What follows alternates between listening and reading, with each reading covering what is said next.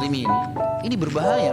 Kalau orang Yahudi dan Nasrani jelas-jelas kafir, kita tahu mereka. Ini masalahnya orang-orang yang ngaku nggak Islam. Pola yang mereka gunakan sekarang di Indonesia sama, saudara, ngajak kaum muslimin melakukan beberapa hal yang harus memang mereka lakukan. Sudah harus, sudah bukan hal pilihan lagi. Yang pertama, mereka harus menyisipkan di doa mereka agar mendoakan seluruh muslimin di seluruh pelosok muka bumi ini yang sedang terpuruk, tersiksa, terhina. Tiap hari minimal ada satu orang dari muslim Palestina terbunuh, hampir tiap hari. Itu minimal, bisa lebih daripada itu. Tapi karena sudah bertahun-tahun berjalan, akhirnya hati kita sudah tidak memperdulikan lagi masalah itu. Padahal ini tidak boleh. Kata Nabi SAW, man lam yahtammu bi umuril muslimin falaysa minhum. Siapa yang tidak peduli dengan keadaan muslimin, saudaranya muslim, bukan dari golongan mereka. Kita lihat dan kita sudah dengar sekarang berjalan berapa tahun di Syria, saudara-saudara kita, sampai saya lihat cuplikannya itu luar biasa. Anak-anak kecil sampai pungutin sisa-sisa roti yang sudah tercampur dengan tanah dan menjadi serpian-serpian kecil, lalu disorting oleh seseorang yang sedang kebetulan lewat dan diangkat di YouTube. Ditanya mereka, apa yang sedang kalian lakukan? Mereka bilang, anak kecil ini, kami sedang makan. Jadi sambil dia ngobrol, dia tidak melihat ke arah kamera. Mereka berdua, adik kakak perempuan dan laki-laki itu, memilah-milah dari tanah serpian-serpian roti kecil. Ada yang mereka langsung masukkan ke dalam mulut mereka karena sudah berhari-hari nggak makan. Dan di sana ada Bashar, semoga Allah menyelesaikan urusan dia di muka bumi ini. Dia telah membunuh sampai hari ini 230.000 orang dari ahli sunnah. Siapa Bashar? Adalah orang Syiah, orang-orang yang menganut faham Syiah. Dan kita sudah tahu Syiah ini, kaum muslimin, Syiah ini adalah kelompok yang dibentuk oleh orang Yahudi. Dibentuk oleh orang Yahudi. Buka mata kalian, mereka ini kelompok yang sesat dan salah. Mereka dibentuk oleh orang Yahudi yang bernama Abdullah bin Saba, mengatasnamakan Islam, tidak layak ada di tengah-tengah kaum muslimin.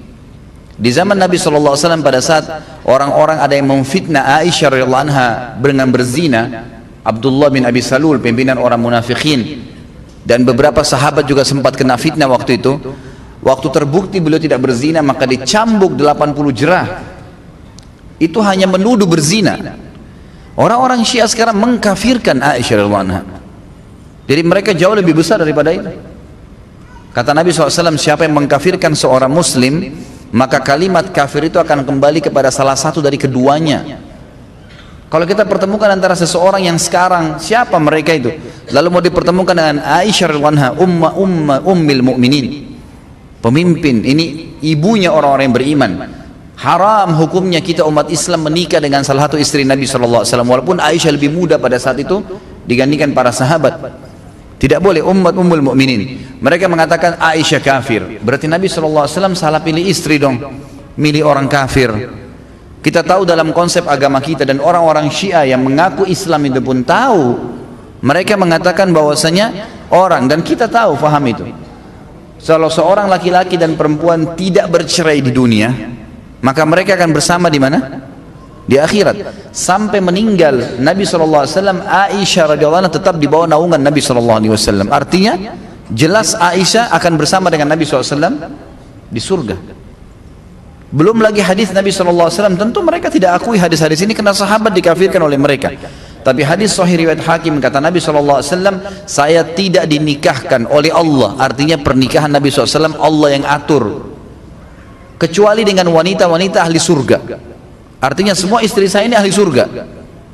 Dalam hadis yang lain, beliau dapat pujian dari Nabi SAW karena Nabi SAW berkata kepada para istri dalam hadis Bukhari, sungguh orang yang terbaik dari umat ini adalah orang-orang yang menaungi dan memperhatikan kalian.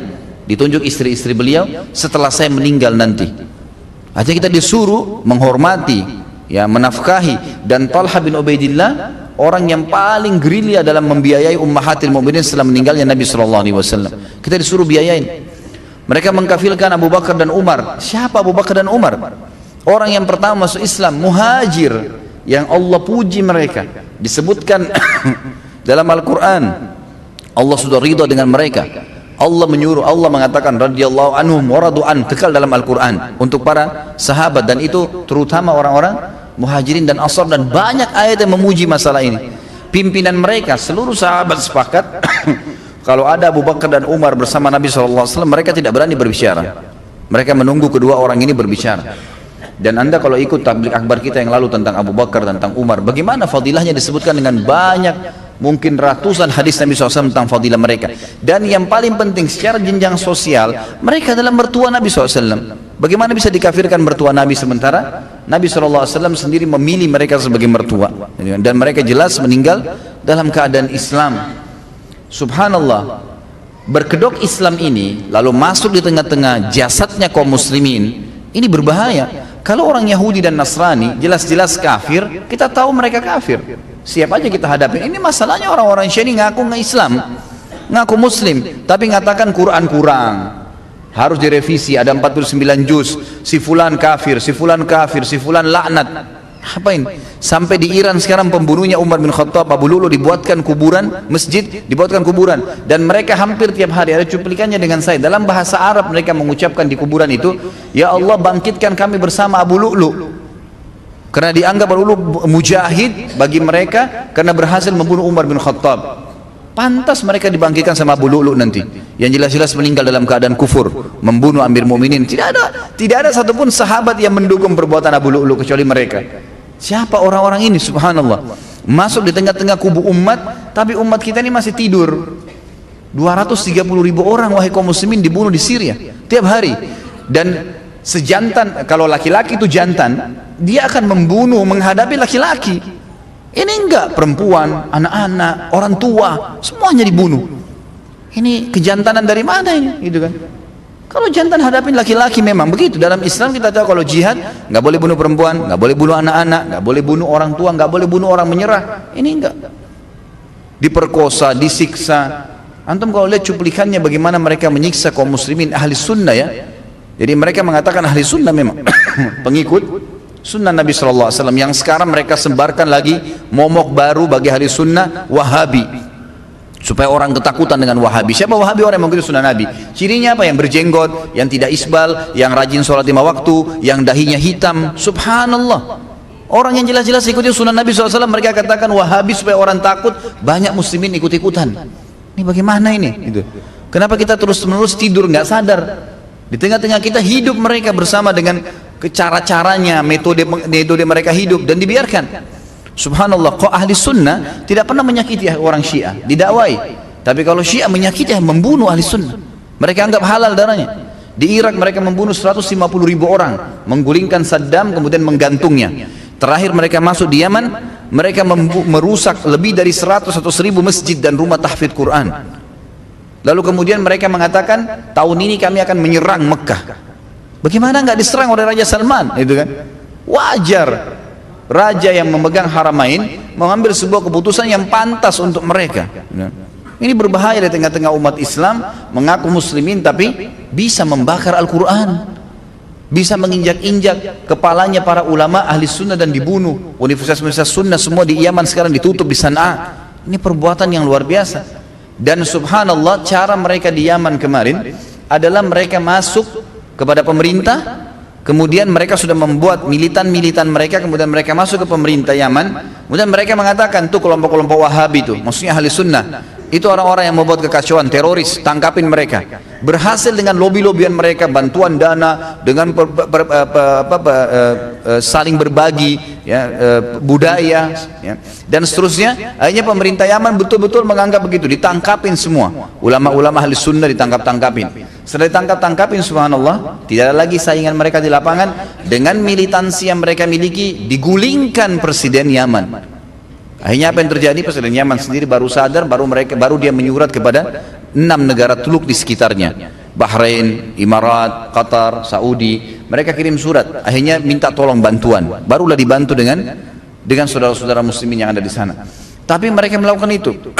Subhanallah, pola yang mereka gunakan sekarang di Indonesia sama, saudaraku, sama. Pendekatan kepada pemerintahan hari-hari sekarang ini sama retorikanya di Yaman. Kita nggak mau buka mata nih. Banyak teman-teman kita sekarang, bahkan di UIN, yang banyak orang-orang liberal sekarang banyak menulis disertasi. Ada beberapa disertasi judulnya bahayanya Syiah terhadap NKRI.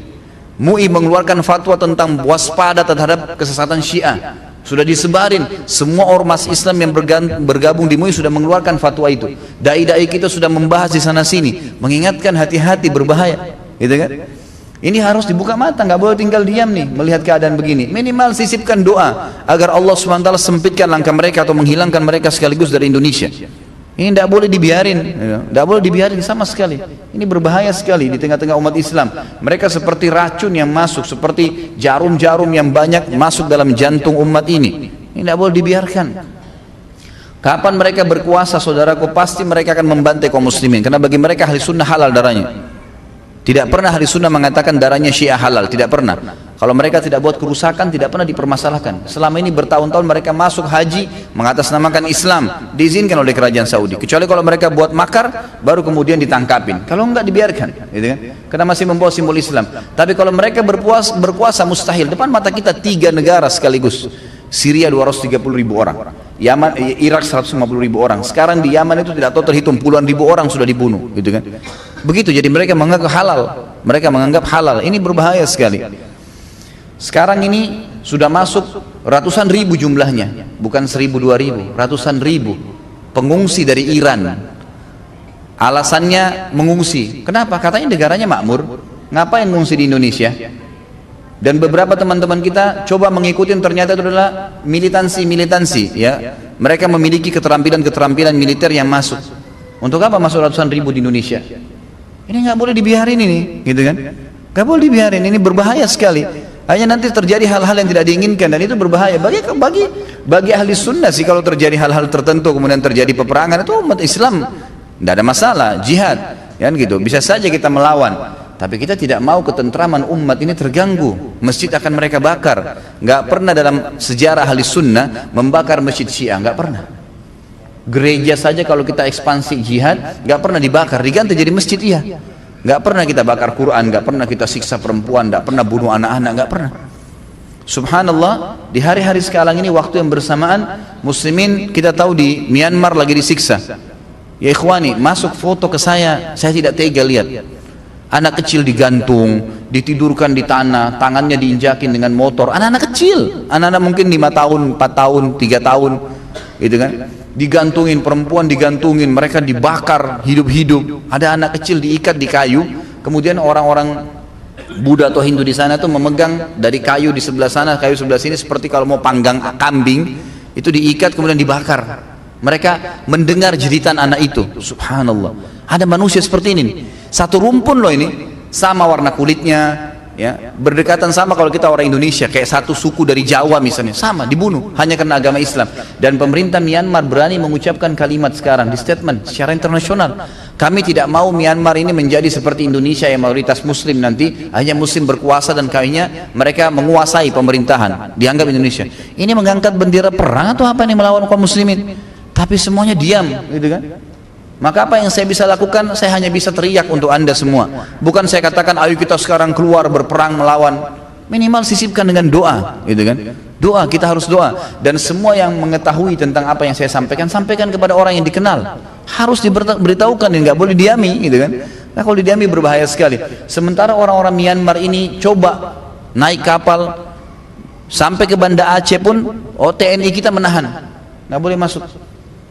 Di Malaysia mereka ditolak, di negara-negara Islam mereka ditolak. Ini ahli sunnah nih, orang-orang yang begitu sunnah Nabi SAW. Sementara orang-orang yang mengaku pengungsi dari Iran dinaungi oleh pemerintah kita, diberikan dinaungi hidupnya. Ini bagaimana ini gitu. Mengapa kok sudah terbalik semua ini masalahnya, gitu kan? Jadi mari kita sisipkan dengan doa, semoga Allah SWT memudahkan saudara-saudara kita. Mereka kelaparan, saudaraku, mereka tersiksa, keamanannya nggak ada. Antum masih bisa makan, masih bisa minum, kita masih bisa tidur. Mereka susah, pakaian aja susah, nggak berpikir pakaian, mereka ingin selamatkan diri saja. 150 orang naik kapal dibalik oleh pemerintah Myanmar, ditenggelamkan sengaja, termasuk anak-anak dan wanita. Ini nggak masuk di akal.